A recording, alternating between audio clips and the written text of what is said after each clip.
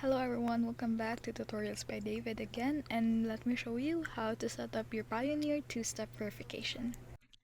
Hello everyone, so if you want to set up your two verification or 2SB on Payoneer, you want to log into your account on their website or the mobile app.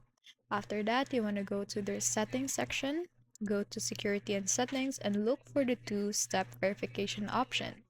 After that, tap Setup and choose your preferred method. So it will let you choose either an authenticator app like Google Authenticator or an SMS verification where codes are sent to your phone.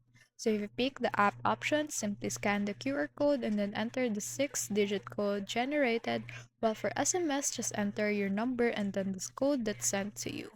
Pioneer will also seek or ask you to add a backup recovery option like another number or email. So once saved, log out and then sign back in to confirm. It should now ask for a one-time code after your password, keeping your account more secure.